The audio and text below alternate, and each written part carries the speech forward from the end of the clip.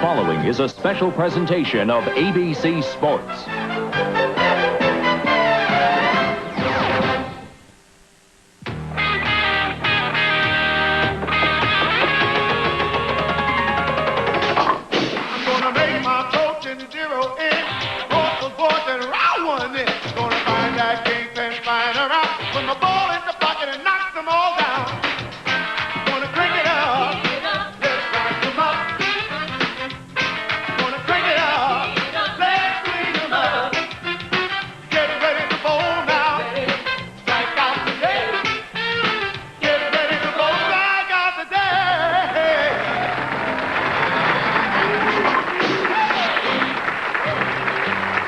Ladies and gentlemen, through these portals pass the world's greatest bowlers. So we proudly present today's finalists in the $325,000 General Tire Tournament of Champions. Steve Jaros is trying to win his third title of his career. Pete Weber is trying to rebound from last week's second place finish and capture his second Tournament of Champions title. Randy Pedersen has his sights set on his second Triple Crown jewel.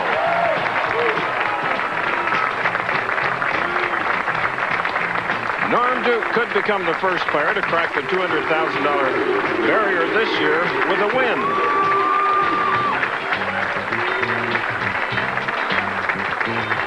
Eric Forkel carries the banner for the lefties in his attempt to capture his second major. That's our field in today's General Tire Tournament of Champions.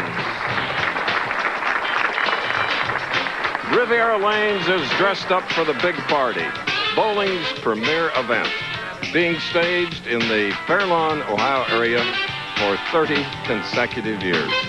We welcome General Tire to our fold as they are our sponsors, and I'm Chris Schenkel, delighted that all of you have joined us for this wonderful event. 5 great champions, you'll see a lot of action, which my colleague has provided over the years in his 17 championships. Here is Nelson Burton Jr. Bo. Thank you, Chris. I enjoyed that opening and you enjoy the action today. And this is a premier event in the Professional Bowling Tour. And really, it's the easiest and the toughest to win. It's the easiest because it's the smallest field. It's the toughest because they're all champions. The players know all the lanes here. They come here year after year. And finally, nobody gives up in this tournament because everybody cashes. Now, the rewards are very simple. $65,000 on top, the biggest in professional bowling. Number 2, it's a ticket to the Hall of Fame. You win this tournament, you're in just about. And finally, I think the most important, it's like the Masters in golf. If you win this tournament, you receive a lifetime invitation to this tournament, Chris, and I think that's really what the players are shooting for. I'm ready for the action. All right, and from the $325,000 purse, $65,000 to the winner and a custom-designed trophy. Second is 35, third is 26, fourth is 19, and fifth is 13. And we're ready now for the first match, head-to-head between Steve Jaros of Illinois and from Missouri, the great Pete Weber. Game number 1. Championship pair gleaming. So are the bowling balls, especially this gold one that Steve Jaros now puts his fingers into. 28 years old, 2 championships. And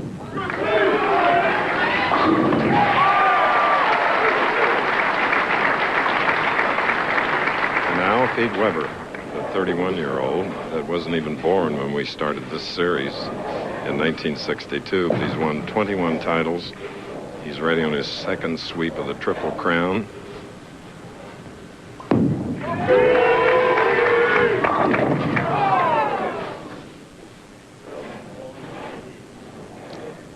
Pete Weber with that kind of patented profile, but he's made a big change this year. I think he's really improved his game. His backswing used to be straight up here, and I just know you won't last a long time in professional bowling, and yet what he has to do is get it a little shorter as it's quickly up for the spare. Well, it was a straight line to that 10-pin to mark with a spare in his first frame. Representatives of all phases of the bowling world, other proprietors where we've had telecasts this year, manufacturers, bowling officials, and Pete Weber.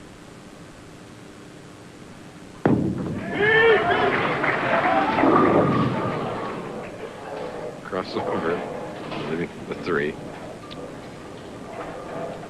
Pretty evenly matched championship pair. You see Pete Weber playing that patented big hook, sends it out to the right-hand edge. Gets a good break as he breaks up the 310 baby split. Simple spare. Back a little bit at the line. But he is marked now with 2 spares, whereas Steve Jaros of Bolingbrook, Illinois, his best finish this year was 8th in the Quaker State. It's his 2nd Tournament of Champions, his first telecast of 1994. Overall, his 5th TV appearance. So he has doubled. 1 on each side of the head pin. Well, you see the 4-step delivery of Steve Jaros. Very deliberate, a low-maintenance swing. He's up here in a very simple position, shoulder high with his swing, and he gets a terrific break on this particular shot as he pulls it left of target, crosses over to the 1-2 pocket, and he has an 11-pin lead after 2 frames.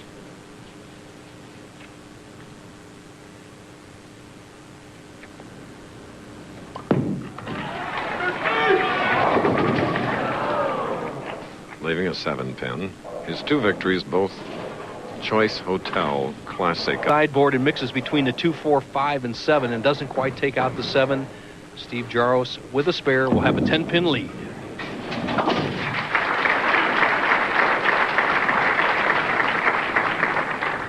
So the rollerblading, the rollerblader when not bowling, takes a rest, and Pete Weber now looking for his first strike in this first match.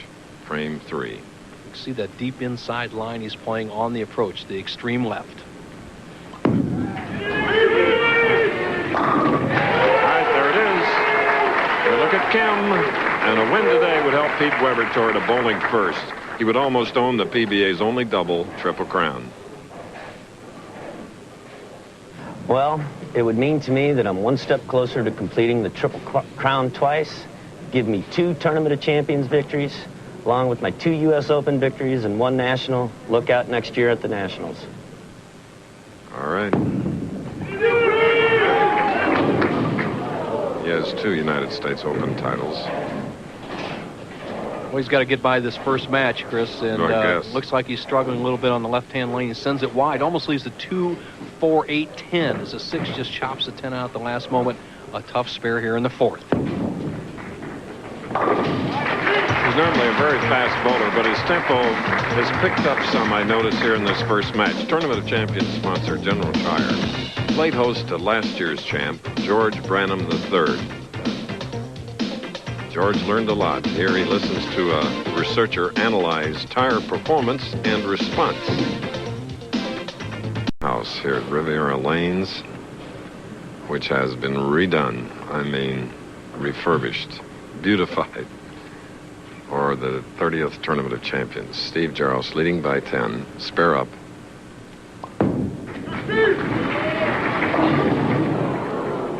First split of this TFC. Well, you could almost see that coming in the 2nd frame as Jaros went right across the left side of the headpin, and this time he cuts right through the middle, and he has 4-7. All he can do is hit in the 4-7 zone. He doesn't have the ball speed even to bounce it out, so he's just going to go for the count and keep the match close. All right, it's an open frame that changes the situation. Steve Jaros tells what a win here would mean. Nothing but success for his future. Would give me my first major, and that would be such a thrill. That would definitely give me a big stepping stone as to getting back here full time again, which is something that I'm looking forward to doing.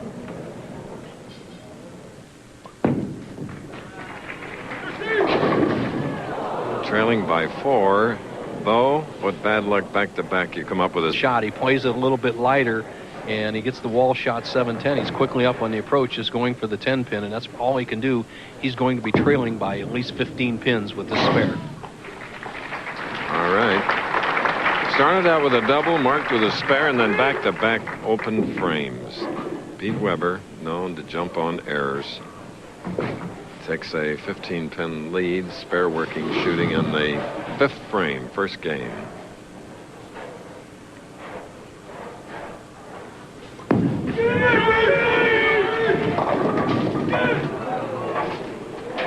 Broke up the 7-10. Shot very similar to what Steve Jaros had in the 5th frame. The head pin goes to the sideboard, As you see Pete going very wide and doesn't quite get back to the 1-3 pocket. Takes out the left side, but avoids the 7-10 split. A little while ago, we mentioned last year's champion George Branham III at the General Tire plant. He finished 48th this year, winning $2,050. He last year, you may remember, defeated Parker Bone III, 227 to 214 for the TFC title.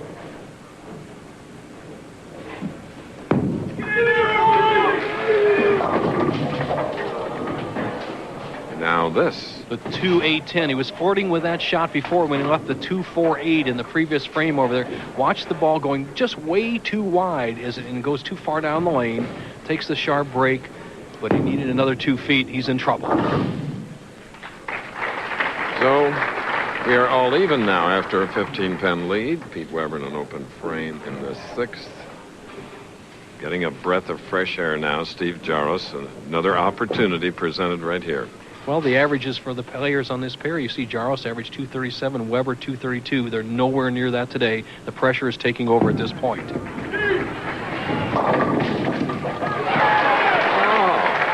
there is his mother, Helen, having come in from Illinois just this morning to watch her only child perform. Once again, the head pin does the big damage over in the left-hand corner. Watch the 7-pin, the last pin remaining. It gets twisted among the 4 and the 8. This still takes out the 7. On tough conditions like this, Chris, it actually favors Steve Jaros. He has less experience than Weber, but with a actually shorter backswing, he has a very good chance to keep it in play.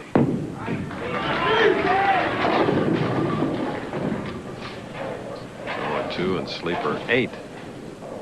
Well, what's happened for both players is the oil or conditioner has been carried down the lane from the front part. It's usually heavier on the front part. They practice for an hour. It carried down past their break point. Now when they give it room, it hangs out wide for the 2-pin. We saw that last week in Toronto. We're once again seeing it again this week. Oh, that was ugly. Too much bowling ball, huh? Well, you're right, Chris. You have to trust the spares. Steve Jaros throws a very slow shot, and he doesn't even touch either the 2 or the 8. Trails by 14. All right, 14 pins separate them. We're near Cleveland, and as you may know, Cleveland is home to the Rock and Roll Hall of Fame. And Canton, of course, the National Football Hall of Fame. Well, now, the National Inventors Hall of Fame has come to Akron. Inventure Place opens its doors in July of next year. Championships, next on ABC's Wide World of Sports. 31-year-old Pete Weber, one of the 3 Triple Crown champions, ready to shoot, leading by 14. 7th frame. That's more of the Pete Weber shot. Celebrating 25 years in the Tournament of Champions, the 2nd Triple Crown winner, Johnny Petraglia. Here he is. Thank you, Chris. Hi, buddy. Hi, buddy. What's up? Well, hey, if you win $65,000 in the general today, and since you don't have any kids and you're a friend of my son, will you pay half the bill? Sure, John, because if I win today, I'll be rich like you. He's ready to get rich, Chris. Back to you. Randy Pedersen.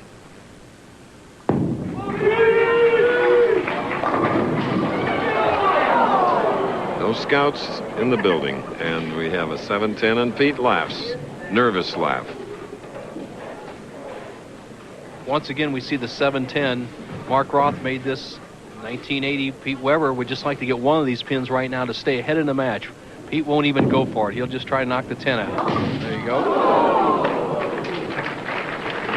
The 1 pin was more important than trying to make the 2 because the 1 pin allows him to stay 2 pins ahead in the match. If he had missed both pins, the match had been even. Pretty smart shot by Peter. Once again, we see under pressure a tournament important game going to the 9th and 10th frames. Low scoring, but somebody has to win. High hit. Here in this match, we've had 5 open frames. It's the first one of the afternoon. The winner will meet Randy Pedersen, then on to Norm Duke, and then our tournament leader is Eric Forkel. The players were expecting this ball to hold right here. As they were practicing before they went on the championship round, the ball would set up right there. Right now it's breaking high. When they give it room, it will not come back. You know, tonight, we invite you to catch a special episode of America's Funniest Home Videos on a special night and time. Then William Shatner and Leonard Nimoy star in Star Trek IV, The Voyage Home. Saturday night movie starts at 8:30, 7:30 Central, right after Videos Tonight, right here on ABC. Just 2 pins separate this opening match. General Tire Tournament of Champions, 9th frame. Hanging on the channel, the ball hooking in, leaving the 7. Well, you could tell by Steve Jaros' reaction. He knew he threw that very well and got a really bad break as he left the solid 7. During the tournament week, the lanes were a little tougher in the morning and scored better at night, but we can't wait till night, boys. Got to start hitting them right now. Look out. Inexcusable. 6th open frame of the first game. You're talking to a man who has about a man who has the lowest game ever rolled in the championship round. Steve Jaros bowled a 129 in the Brunswick Memorial a few years back, and right now he has opened the door for Pete Weber, as Pete's only going at a 172 pace, but that could be enough to win the match. Here we go, 9th frame. High hit, 3-6-10. All right, let's project for Pete Weber. Although he's struggling, highlight, Jaros has opened the door a number of times. It's a matter of Pete to step in and close that door on him. He needs his 2 marks to lock up this match.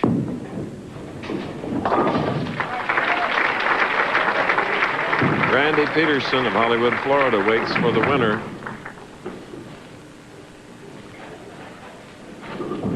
Now Pete Weber polishing that orange sphere.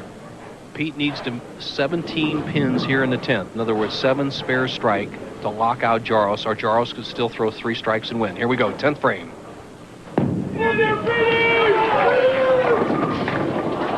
Oh my goodness, Chris. Let's look at this scoreboard. There's actually strategy involved. Pete Weber, if he goes for the spare and gets 9, can lock out Jaros. You see Pete going wide here and leaves the 210. However, if he just goes for the single pin and gets 9, 159, he will force Jaros to double. I would go for the 1 pin. Don't shoot for the split. All right. He gave it a 50-50 shot. A very smart move. Jaros needs 2 strikes.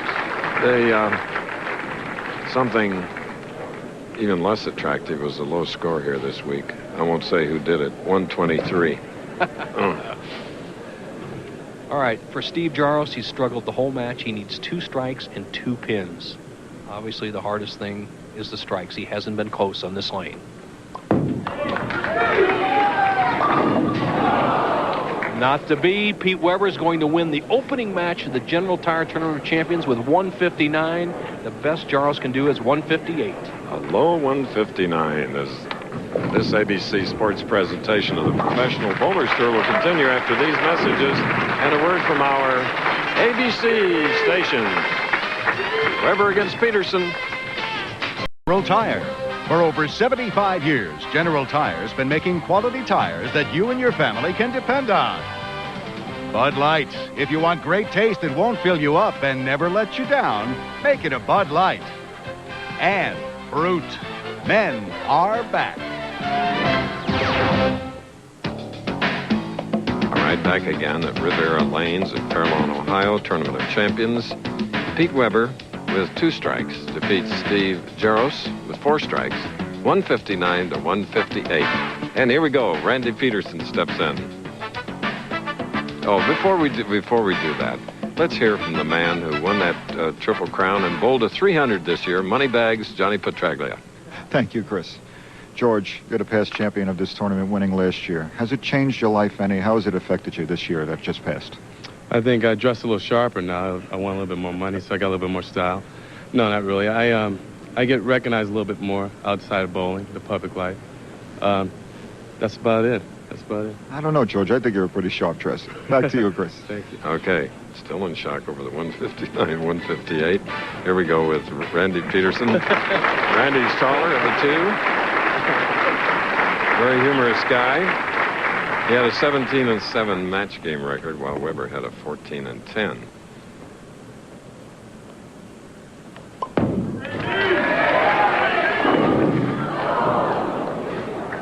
Well, now, Nelson Burton Jr., our expert. Well, I'll tell you some statistics, Chris. That was the lowest scoring championship or match we've ever had in the Tournament of Champions, and the lowest, second lowest in all time. As Randy Pedersen gets another ball for the spare, leaves the 4-9 on what was apparently a good hit. But he's going to try to slide that 4 into the 9. Hangs up in the thumb hole. He's going to open with 8 pins.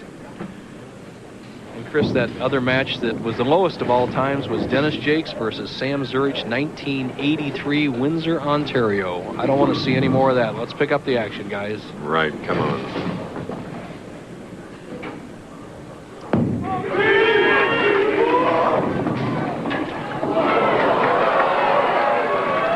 Again, the 7-10 broken up.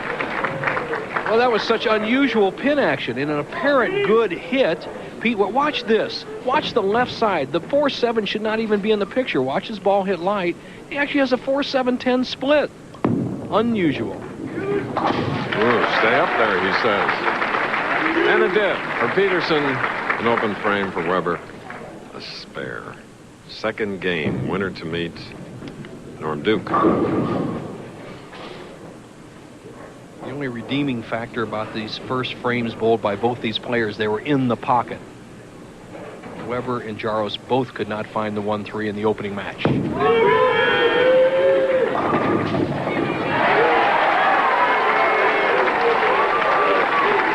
his 69th television appearance, Pete Weber marks with a strike in the second frame. Second frame now for Randy Pedersen.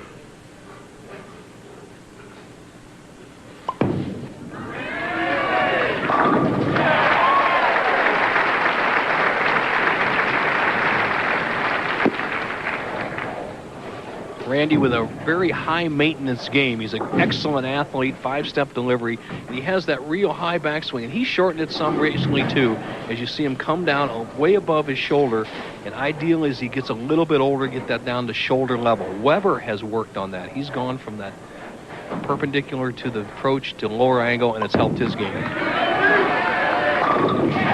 a PBA national champion named Randy Pedersen has doubled after opening in the first frame. Things are looking up. Let's see if Weber now can equal it. Well, the first person who looks like he knows what he's doing out there, Randy Pedersen, throws the ball in the pocket in the first frame, gets a split, but fouls with a double. Bravo. Bravo. Tomorrow here on ABC, the Stanley Cup playoffs continue as the New York Islanders host the Rangers, or Dallas meets St. Louis. Live coverage begins at 1 Eastern, 12 noon Central and Pacific. Then, on a special edition of ABC's Wide World of Sports, top male and female gymnasts go for gold in continuing coverage of the World Gymnastics Championships. All tomorrow right here on ABC Sports. And now Pete Weber has strung 3.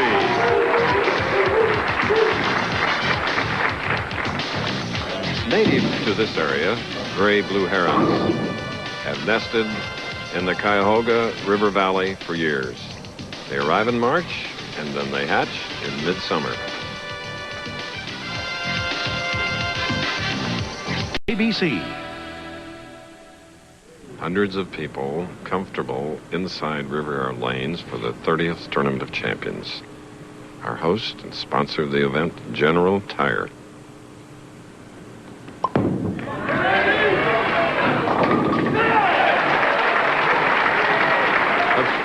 Now let's go to Johnny Petraglio. Thank you, Chris. Norm, you've had a tremendous winter, and winning the General would almost solidify Bowler of the Year. Do you start thinking about it this early in the season? Well, I've been thinking about it since the first week we bowled, and certainly I've been thinking about, boy, if you could win the General, then there's nobody going to catch you. He's ready to win, Chris. I believe it. Now this man has 4 in a row. Randy Pedersen. Well, Randy just shredded the rack there in the 4th frame, then comes up in the 5th frame on the left-hand lane, pulls the ball a little bit, and it sets in the pocket. That's what he was looking for. It looks like both players are locked in and ready to go.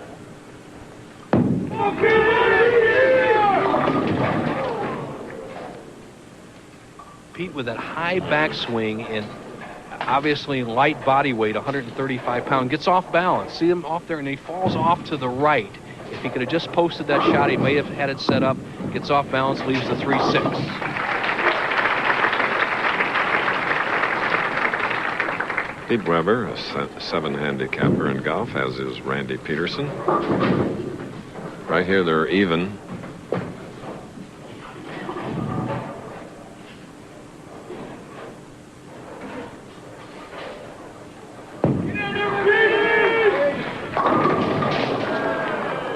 A 4.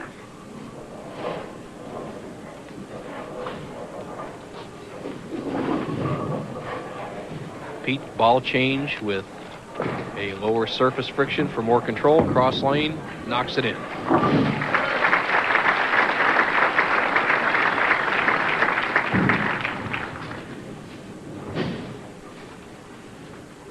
Randy Pedersen has that liquid type game. He must let it flow. It's all coordination. He's a tall man, 6 feet 2 inches tall, and he has to let it be very smooth and solid. Randy was third in the true values. We look at his bride, Becky Pedersen, owns a hair salon called Headliners. Her husband owns a bowling pro shop in Hollywood, Florida. Sitting with Becky the other night, she just absolutely could not stand to watch Randy bowl. She says it makes us way too nervous. Right now, this is the big bucks. This is the second game, the General Tire Tournament champions. Randy has an 11-pin lead. The first game, if you just joined us, Steve Jaros met Pete Weber. In a low-scoring game, 159 to 158 was the score. An apparent good hit by Randy Pedersen, the 6, low around the 10. A solid 10 spare here in the 7th. He'll carry a 10-pin lead against Pete Weber. And Steve Jaros, in losing that first match, took home a check for $13,000. The winner will get $65 today. This is the 10th innovation here this year at Riviera Lanes. Products from bowling manufacturers and plenty of General Tires. The Millionaires. Live regional coverage of the NHL Stanley Cup playoffs. Sunday here on ABC. We're looking at your tournament leader, left-hander, Eric Forkel, Chatsworth, California. Loose and happy, good position, waiting for the winner of this game and the next one, where Norm Duke will be the challenger.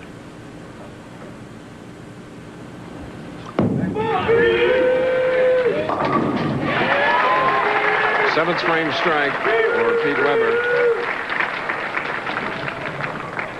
The difference between the average pro and the top player is the ability to adjust, and Pete Weber has made 3 adjustments from the first game that's helping his game. 1, he's pushing the ball out farther in his push away. Number 2, he shortened his backswing, and number 3, he changed balls to one that hooks a little bit less. He can make the match even with a strike here in the 8th.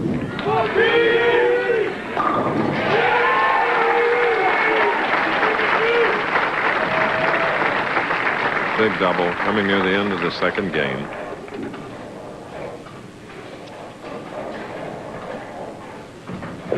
It's up to Randy Pedersen to stay with him. 3 frames left. They're all even.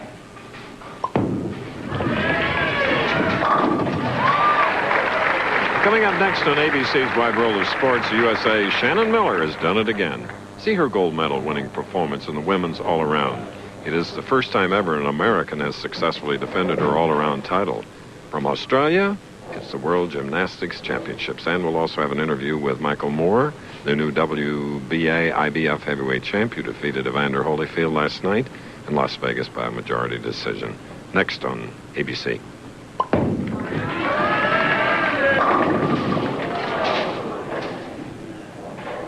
Well, in a key frame, Randy Pedersen lets the ball get away from him. He gets left of target. He had been sending it out about the 4th board. There he hits almost the 2nd arrow, crosses over, breaks down the 5-9, leaves a simple 5-pin with a spare. The match would be even, but the advantage would be to Weber. Look out, Randy!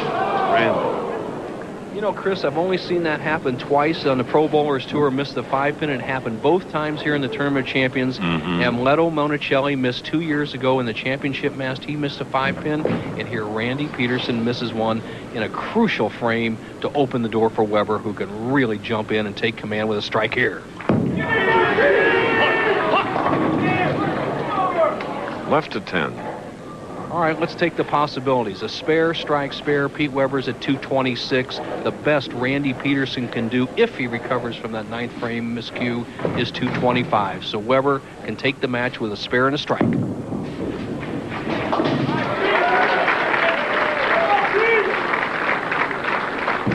Pete Weber looking at the score sheet overhead to the bowler's right. Meanwhile, Becky Pedersen to strut. Randy trying to comprehend, but you never do. Strike spare, Weber wins. Anything less, Pedersen has a chance. Look at this. Randy's got to be thinking a bunch of things. He says, if I had only made the 5-pin, I'd have it locked. And now Weber has to look at the scoreboard. He sends it out wide, but not wide enough. It cuts right through the heart. Leaves the 3, 4, 6, 7, 10. He's got to go for it. All the way to the right of the 3 pins. Try to slide it over into the 4-7 zone. Throws it in the gutter. Oh, yes. What a diametrical turn of events, Chris, here at the end. Oh, Nelson, someone in the crowd hollered after that first shot. What caused that? Well, what caused this is a tremendous mistake of Weber trying. He should have gotten at least 3 pins. Now Randy Pedersen just needs a spare and 2 to lock it up. What a wild match. That's live.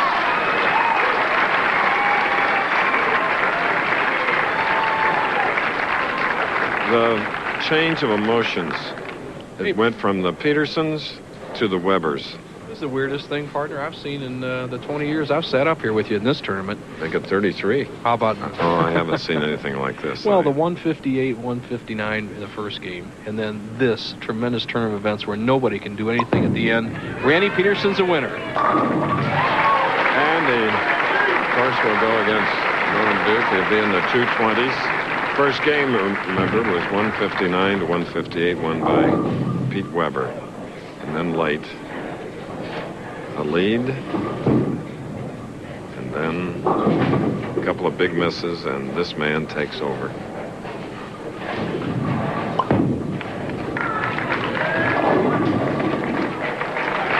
All but one, 224 to Pete Weber's 206, and Norman Duke will step in. This week, Choice Hotels Tip of the Week spotlights 2-time Tournament of Champions winner Dave Davis. ABC Sports presents a winning never gets old bowling tip, brought to you by Quality, Comfort, Clarion, and Sleep Hotels. With me is 18-time PBA champion with 4 major titles, and now on the senior tour, Dave Davis. Dave, what have you done over the years to maintain that tremendously powerful backswing? Although 20 years ago, when we were a lot thinner, I did a lot of things differently. Used to hold the ball much lower, went down with the swing on the push away, went down toward the floor, pulled it into the backswing, kept the body up, and long knee bend in through the shot, long extension out onto the lane. 20 years later, when the muscles aren't quite as flexible as they were, hold the ball a little bit higher, switch from 4 steps to 5 steps, still the long sweeping swing, but more out. Now long, down through, great knee bend, and out onto the lane once again. Real good, Dave. Let's look at that again. What Dave has done to enhance the strong parts of his game, even as he's gotten older. First, he holds the ball up higher in the setup position. Dave has switched from 4 steps to 5 steps. The combination of these two has allowed him to maintain the exact same arm swing he had in his younger days. And finally, he hits that foul line nice and strong, so Dave, you're still a winner. And all of us know that winning never gets old. Look for future ABC Sports winning never gets old bowling tips, brought to you by Quality, Comfort, Clarion, and Sleep Hotels. 2 games. First, 159-58, 224 with 8 strikes. Randy Pedersen over Pete Weber. Now it's Pedersen and Duke. His entrepreneurial skills started the PBA many, many years ago. Eddie Elias and his wife, Peggy. great friends. The field this week, Chris, 53 players, just average scores. A kind of a grind out. A shot makers tournament is only 212 to make the top 24. Here's some of the other players that finished. Remember, they all cashed, all 53. Brian Goebel, 14 tournaments, 14 cashes this year. Amleto, a solid year. David Ozio's gone fishing. Butch Sofer, our buddy here, had a great year. Another Tournament of Champions champion, Ferraro in there. Brian Voss, Justin Romick, U.S. Open. Steve Fields, his first tournament. Steve Hoskins, the Quaker State champion. The King, Ron Williams. Bob Benoit, another Quaker State champion. Harry Sullins requalified. Robert Lawrence, U.S. Open. Chris Warren, the Texan. Marshall Holman, number 2 all-time. And David Houston round out the top 24. And Chris, we'll be seeing you pretty soon next year. That's right, at the AC Delco Classic Cal Bowl, Lakewood, California. All right. Our handshake now for the semifinal game. From Edmond, Oklahoma, a native Texan, 5'5", 123 dynamo named Norm Duke.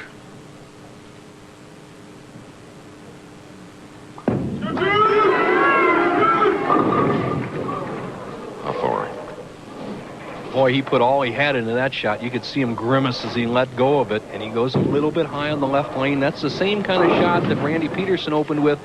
However, Randy left the 9-pin with the 4, failed to convert. Norm Duke, who's sticking with the same ball for strikes and spares, which I think is a good idea, has no problem at all. Norm Duke, leading money winner this year with $149,000, 3 victories. Randy Pedersen, whose first title was the AC Delco in Union City, California.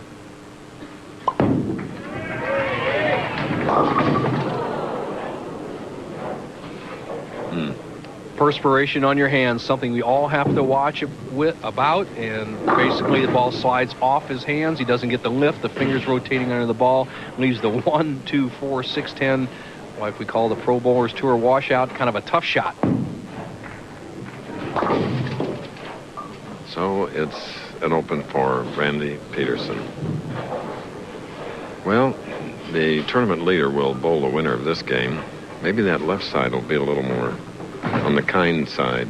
Well, I think they're getting lined up, Chris. As you saw that through 48 games, Randy Pedersen was never lower than 4th. And it's just a matter of holding on the ball and making good shots now. Like that. Why not? Here's Norm Duke making sure he's going to hold on to the ball, sticking a piece of tape in the thumb hole. Duke uses the full grip and a very tight thumb hole. He holds that ball in the palm of his hand. You don't hold the ball with your fingers or your thumb. That's how a smaller player like this can get away with being such a power player, and then let that wrist snap through the shot. So the man born in Mount Pleasant, Texas, east of Dallas, leaves a 10-pin. Well, he has a 6.5-step delivery all the way to the line. Watch how on balance he is. Now drive it all the way through. Here we come. Now watch how solid he is at the line. Low underneath the ball. Follow throughs inside out. Just doesn't get the kick on the 10-pin. This guy is the hottest thing on tour right now. Youngest player to ever win on the tour. 1983, age 18, he won the Cleveland Open at Buckeye Lanes. All right, on the right-hand lane, the players are trying to play right around the second arrow, and I think Norm Duke's going to try about the same type of shot on the left-hand lane. He's going to start in this area right here, slide in this area right here, and try to play kind of a big hook out around the second arrow. Let's see his starting position. Watch the inside-out swing. Here we go.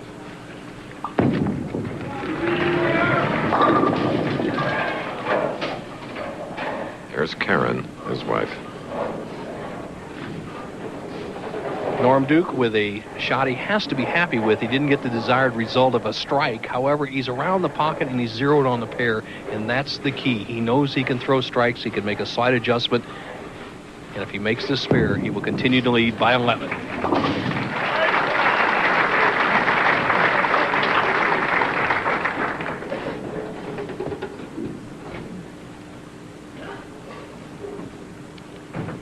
As you can see, game 1, just 5 splits and 5 strikes. Game 2, the strikes picked up and the splits went down. Okay.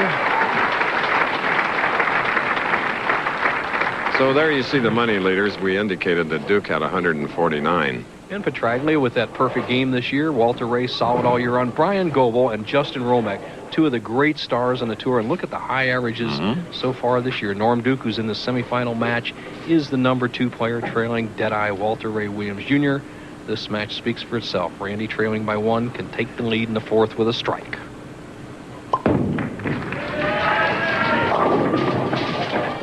Two and a sleeper 8.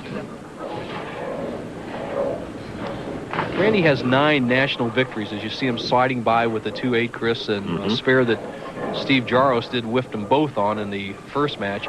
And 9 victories is nice, but 10 is important for Randy. If you become a 10-time winner on the PBA Tour, as you look at Duke putting some more tape in that ball, you don't have to bowl full-time to stay eligible out here. So it's important for him to win this one. Oh, yes. This is our semifinal match. We'll be back with more.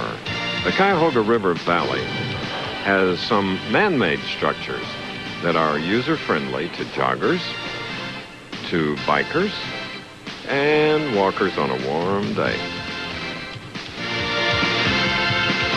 The World Gymnastics Championships, next on ABC's Wide World of Sports. Nelson Burton and I have the best view in the establishment.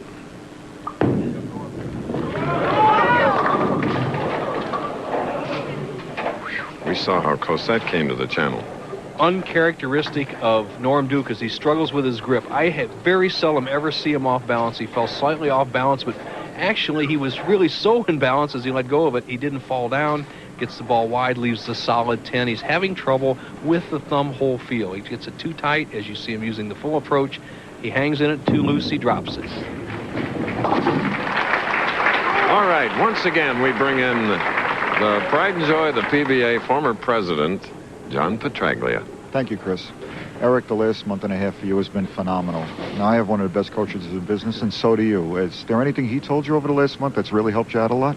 Well, Johnny, when my coach, Len Mal, came out to the U.S. Open, he gave me quite a few good pointers, and we worked on it real hard, and it's really carried over all the way to this tournament. So things are going real well. Congratulations in the last match, Eric. Chris, Bo? Okay, of course, Johnny was talking about Fred Borden, and there was a beautiful strike by Dynamo. And Len Mal is the coach for our tournament leader, Eric Forkel.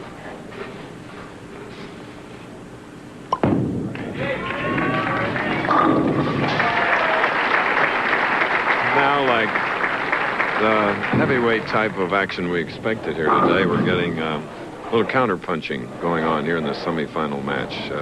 Close one. You're right, Chris. The pairs settle down as you see Norm Duke working the rosin. Both players are relaxed, and Randy Pedersen throws his finest shot of the day here on the right-hand lane. Let's see if he can retake the lead here on the left with a double.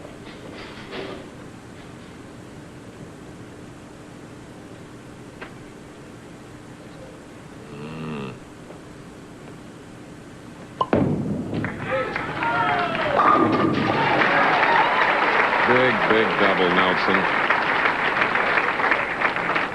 Well, the ball didn't feel just right for Randy, so he just stepped back. A good move. Norm Duke quickly up on the approach, trying to force his opponent to bowl quickly.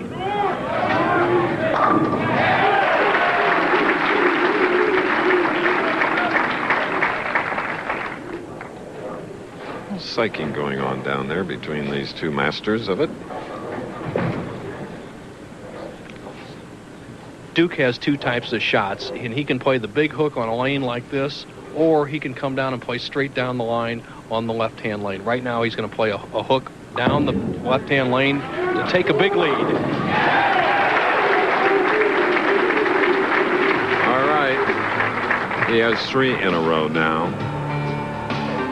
You know, last year's Tournament of Champion winner, George Branham III, took a tour yesterday of the Gardens and Stan Hewitt Hall, a National Historic Landmark located in Akron. Gone to the other side. Okay. Monday. Talented Mike Connor, proud he should be of his work as commissioner of the PBA. He's seated alongside his wife, Patty, in their hometown of Akron, Ohio. We're in a suburb, beautiful suburb of Fairlawn. Randy Pedersen, trailing by 12, has 2 strikes working, can cut the lead of Dukes to 2. 3-6-10.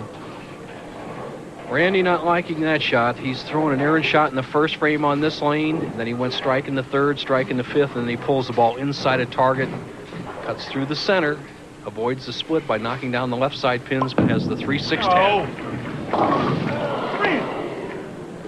You know, we've talked so often over the years, Chris, about the idea of switching balls to make spares, and sometimes it's a good idea when the lanes are completely out of control and hooking too much. However, these players seem to have pretty good control of the lanes with their first ball. By switching, we've seen them miss a lot of spares today. They have to rethink that idea, especially in critical situations.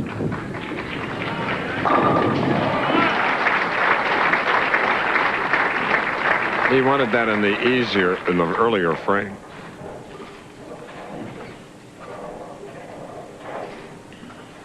Randy Pedersen, fighting his spare ball, not coming off his hand properly, has opened the door for Duke, who has played with his ball all game long, seems to have figured out what to do in the fifth frame, can take a commanding lead. However, well, we saw Randy Pedersen lead the 3-6-10 on this lane and break down the 7. Doesn't happen for Norm Duke. Duke has to get the ball over here in the 3-6 zone right here and have that 3-pin take out the 7. He'll go for it. Tough shot.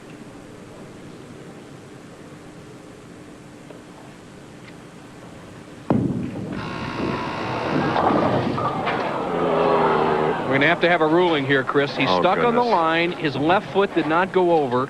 His right foot apparently went over. Let's see what happens. All right, here, let's see if we can watch it. He does not foul with his left foot. He lets it go. His right foot hits the ground, and now he is fouled with his right foot. The only other time I ever saw that happen was in the Tums Classic about 10 years ago to Bob Hanley. It eventually cost him the tournament. Right now, a foul has been called on Duke, and he only leads by 5, and he's shaken up. A shaky 10-pin on the left lane. That's the worst shot I've seen by Norm Duke all winter long right there. Not the split shot that he fouled on, but that particular shot that went left of the head pin. He has to regain his composure. He has a 5-pin lead as Karen is wondering what is happening here. The big bucks today and a lot of strange happenings. And his family back in Mount Pleasant, Texas, the Guns and the Mattingleys, are really wondering. This is a Mr. Consistent type bowler. Randy Pedersen has to grab a hold of this right now. He trails by 5. He can retake the lead here in 9th frame, semifinal game.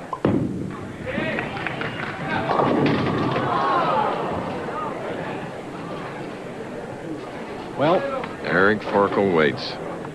The tournament leader. He waits and salivates, that's for sure. What he has to do is get the ball over here in this zone and try to drive that 2-pin over into the 10.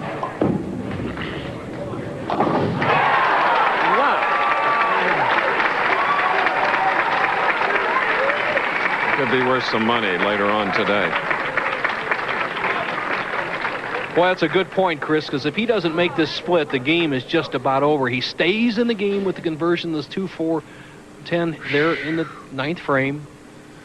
And right now, with 2 strikes, he would be in the 200 zone and force Duke to double. It's anybody's match. Didn't come up. 2-8. Now, the match is not over. Randy Pedersen must make this spare and get a decent count to force Norm Duke to mark in the 10th. Mandatory that he make this spare.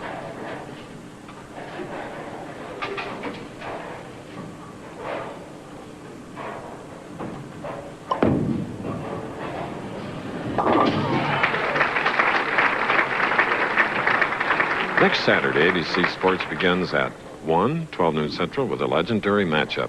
2 of golf's all-time greats go head-to-head.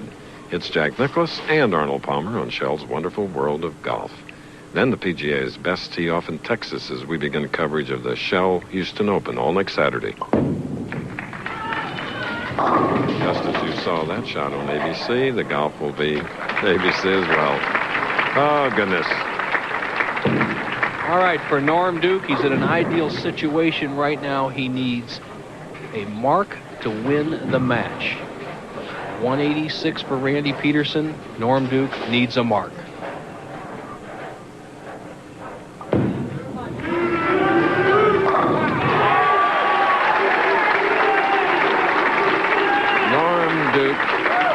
victories this year.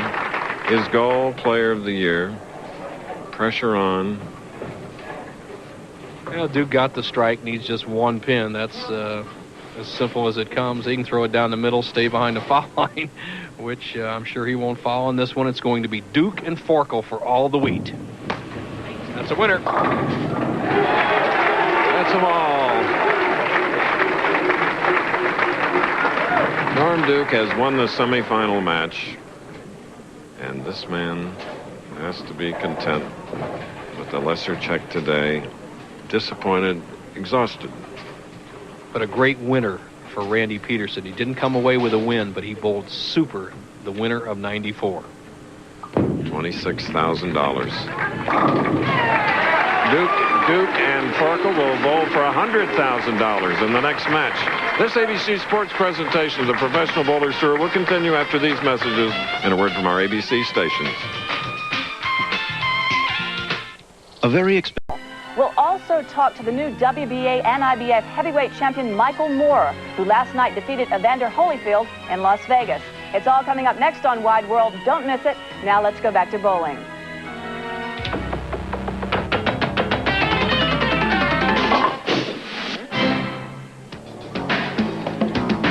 Well, the scores varied, didn't they? In the first three games, especially number one. 159-158. Second game, 224-206.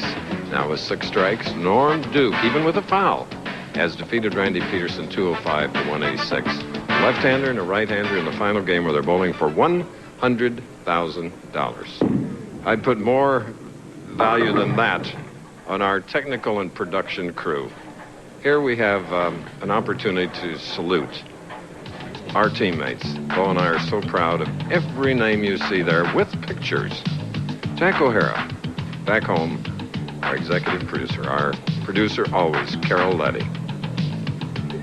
Larry Cam is our director. Mike Carmen, well, he's the technical director, and Bo, he's tough. Russell Brooks and Vince D'Addario. Steve Shunk has helped us so much, from car pickups to, well, you name it. And our audio men, they put all the good filters on to make us sound good. There's Tom Gatewood, our floor manager, and Frank Esposito. More audio geniuses. Cameraman, second to none. Ask anybody in the business. Artie Beckel. He's our lighting director.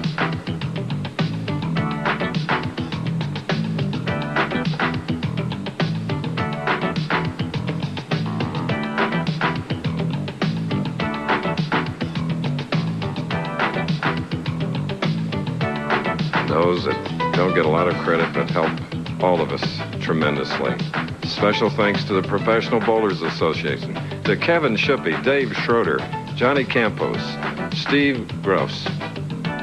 Let's applaud him here in the house. In memory of a dear friend, Murray Schwartz.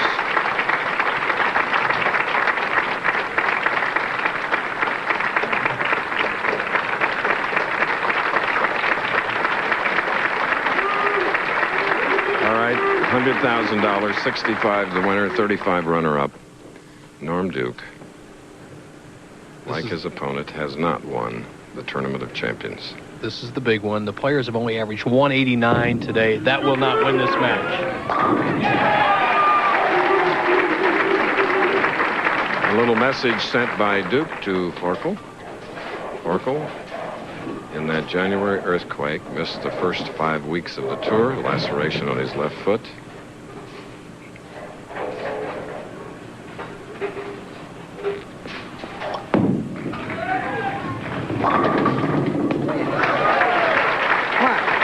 To me, like there's a powerful ball from the left side, Bo. You bet it, Chris. It was. He just absolutely sawed the rack. You watch Eric Forkel, who's just the best practicer we have on the tour, and the key for him is to keep that arm swing in line with the target. He did it so well then, and he just absolutely shreds the left side of that rack. What a terrific start for the championship game. This man has won one major, the PBA National Championship in Toledo.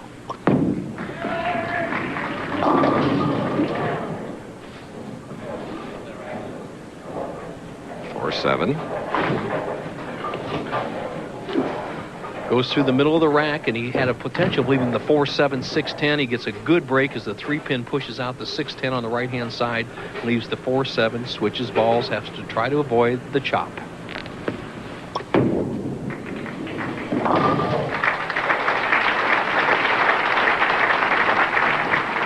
All right, for Eric Forkel, our tournament leader, strike and a spare. Norm Duke in his second game.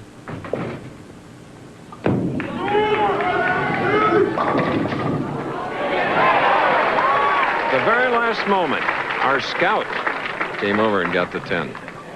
Well, Duke catches it all. This is probably the best ball he's actually released off his hand. You see the 5-pin being driven straight back. The scout, the head pin, comes back and takes out the 10. But he should have had a strike on that hit. It was an excellent shot. The players are going to be even after 2 frames. Kristen, just following up on the bowling of Duke, 2 things. He bowled excellent in that semifinal game, but he had that one disastrous frame where he got a 5-pin split and missed it. And really it was perpetrated by perspiration on the approach. He asked the official to clean the approach off before the championship game, which he has a right to do. If there's any foreign material on the approach, he has done that. He should have no trouble in this game. As we can see, after 2 frames, the match is even.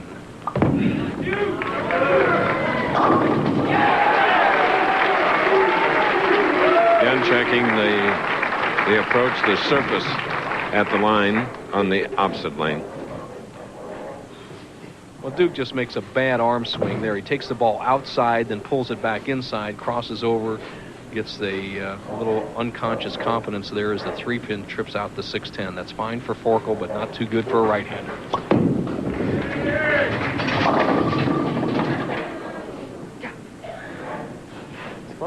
10-pin. You can see his fiancée, Wendy Wilson. Oh, it's Tricia Flanagan. Eric Forkel, that extreme outside line, gets excellent pin action, didn't get the break as the 5 went over by the 10. Spare here, he'll trail by 1 through 3. Well, we're clean thus far, marking in each of the frames, but we've had 13 open frames thus far in the Tournament Champions, where the pressure is greatest because it is the premier event in all of bowling. I agree, Chris, and for 2 things. One, obviously the prestige of the tournament, but the irony of big strike bowlers like we have on the tour succumbing to missing too many spares. Open frames will kill you, especially in match play. Both these players are clean through 3.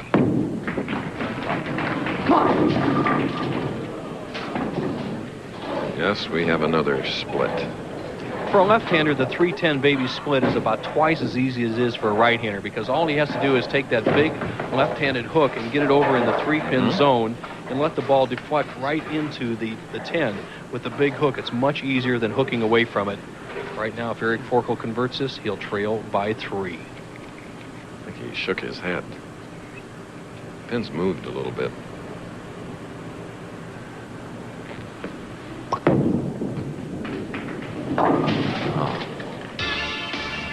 Tournament leader as the first open frame of a championship match. We're in Fairlawn, Ohio. And you know, General Tire's first Tournament of Champions has a new look trophy. Custom design, surrounded by the antiquities in the dining room at Stan Hewitt Hall. Mary Hensley of MH Consulting did it. Lead crystal, solid marble base, a brass plate. Approach and ready. Leading by 14 pins, can increase it to 24. Cranks it into the pocket. Okay, let's go down to Johnny Petraglia again. Thanks, Chris. Randy, in the 8th and 9th frame, the ball seemed to skate on you. Did you get caught in transition, or was it something else? Well, the lanes are a little tricky, and I made an adjustment, my field shot in the 10th frame against Petey, and I thought I had the lane wired, and, I threw one to the right and never hooked back, and I got one up the lane and went high, so they were just real tricky for me. I didn't make a good shot when I needed to, 10th frame. Well, sorry, Randy. This is real class here, Chris. Back to you. You bet. You bet. And Duke, where he could have taken a commanding lead here in the championship game, sends one wide, as Randy just spoke about, and leaves the 2-7-8 split. The idea here is to get the ball over near the 2-pin, let the 2 drive in the 7, the ball take out the 8. It's makeable, a tough shot.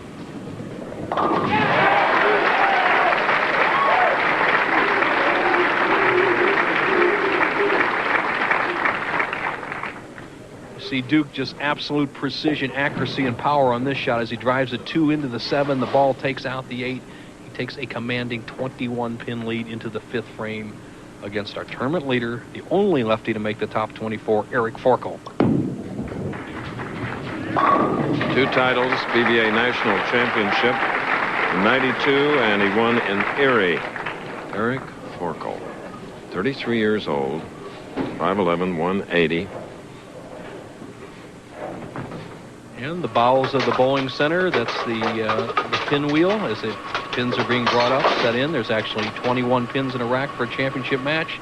10 are in the pin deck now, and 10 are sitting on the lane, 1 in reserve. Right now, Eric Forkel would like to knock down just the 10 standing, cut the lead to 11. And Nelson, a remarkable year, 3rd TV appearance. He was 3rd in the United States Open, 5th in the PBA National Championship. And in the other part of the Triple Crown, completing it, he is the tournament leader in 1 year. Has had an excellent season. That's been done 4 other times, Chris. But Forkel is hot this year. But no hotter than this man. Boy, is he anxious for that Player of the Year honor. He has his goals. And I think we all should. Interesting year by Norm Duke. He has won every tournament. He has made the top 24 this year except for 1, and that was the True Value where he shot 280 and lost. If he had won that game, he could be 5 24s and 5 titles.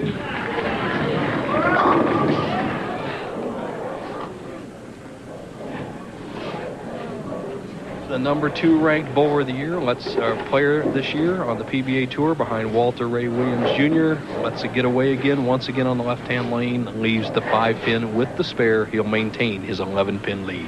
We saw it missed earlier on this telecast.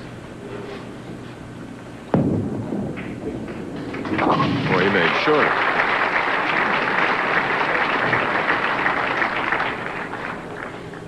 The man that's the most practiced, I'd say, along with David Ozio out here on the Professional Bowlers Tour, the mechanical man, Eric Forkel, can cut the lead of Norm Dukes down to 1 pin here in the 7th with a strike. Championship game.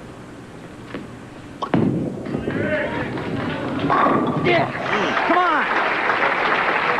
One more. He's ready. Come on. My father asked me, who is it that said the more I practice, the luckier I get? I think that was Ben Hogan, but I have to credit some of that to Eric Forkel. I believe has made himself a top professional bowler through dedication, training, and constant practice. And right now, he can take the lead in the biggest tournament of his life, 8th frame. He trails by 1. Oh, no. Oh, my land. Unbelievable things have happened today. You can go through each game, and Eric Forkel would be 1 in 1,000 to let a ball leak off like this. He bumps his swing out, tries to keep it inside out, playing that critical outside line, never gets the lift, and it sails off in the moat about 35 feet down the lane. And this has opened the door. The match is not over, but he must collect his thoughts and make the spare. It's not unusual to throw 1 in the channel, playing that extreme outside line, but this is an important spare shot right here, 8th frame.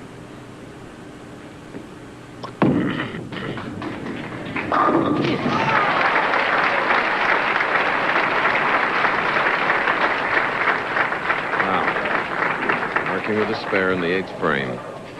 Terrific recovery. Without that, he'd have just let Norm Duke walk into the title. Right now, Duke has gone from trailing by 10 to leading by 11.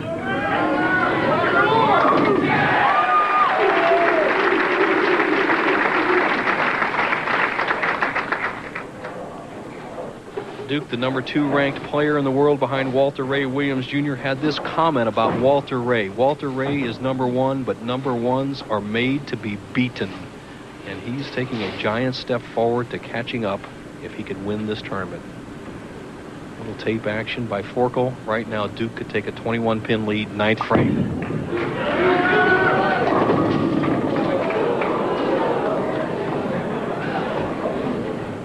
So close to disaster. That was almost the 2-8-10, then the 8-10, and the head pin wipes out both the 2 and 8. Watch this pin action, and I'll tell you, this is the difference between winning and losing sometimes. Watch this pin action. That was almost an impossible split, which would even the match. All right.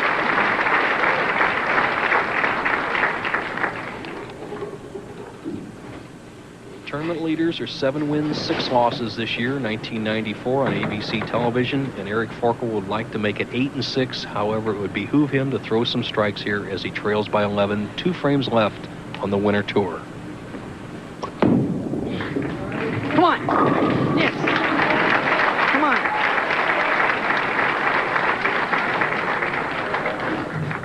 9th frame strike for Eric Forkel. 2 titles, 10 years, a PBA member.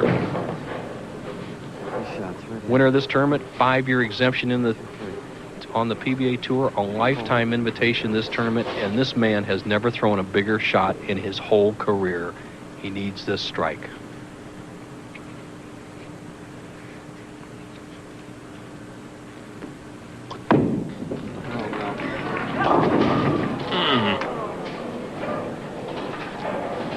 Disappointed. He could have really squeezed Norm Duke. He leaves the 3-6-7 split. Does not quite get the lift, hangs onto the ball a little bit too long. It sails down the line, just almost missing the head pin.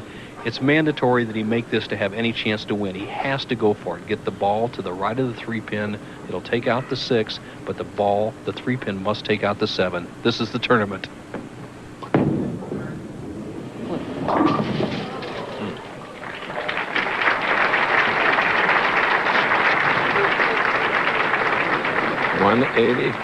Excuse me, a 184 for Eric Forkel. Final score. Duke just needs 4 pins, stay behind the foul line on the first ball. He'll win his first major and 4th title of the year. He's the new champion right there.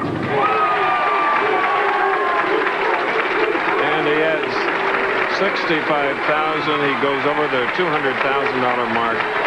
35 to Eric Forkel. 3rd major competition this year for Eric. We'll be back. First major championship for the man bowling out of Edmond, Oklahoma. You see the others and the way the money was distributed here in the General Tire Tournament of Champions. 217 to 184. We have tears of joy here. Alan O'Keen is president and CEO of General Tire. And here at Riviera Lanes, while we let you catch your breath, Alan, tell us a little bit about this trophy. This trophy was designed by our graphic artist, Mary Helmsley, and it's a crystal piece with a tire, which I suspect is a General Tire in there. No. It better be. And within a crystal bowling ball, and a pin held up by a marble pin. Beautifully done now. So was your game, young man, your first major. Congratulations. Thank you very much, Chris. Thank you. Thank you, Fairlawn. Boy, what a dream come true. What a half off to a wonderful year. I'd like to thank the great people at General Tire for coming forth and stepping up for us. We appreciate them. Mike Durbin, all of his staff here at Riviera Lanes, who did a wonderful job all week, and I will be very, very happy to come back next year and defend my General Tire Tournament of Champions victory. Okay, and Karen and you can visualize more of your dreams. You have gone over 200,000, but more important, you're on your way to Player of the Year. How about some money, Mr. O'Keen? I was wondering when that was coming. Norm, you said that you had 3 objectives left. One was to win this tournament and to become Player of the Year and to be in the Hall of Fame. And I think you're well on your way to all those objectives. One of them's gone, and the other 2 are sure coming. This is a check for $65,000 for your efforts. Great game. It was an exciting tournament. Okay, $65,000. A grateful Norm Duke and his wife, Karen. Thank you, General Tire. Alan O'Kane, we will see you next year, January 14th. The Pro Bowlers Tour has been brought to you by General Tire. For over 75 years, General Tire's been making quality tires that you and your family can depend on. Brunswick, home of the Rhino Pro. And Ford and your Ford dealer. Have you driven a Ford lately? Coming up next,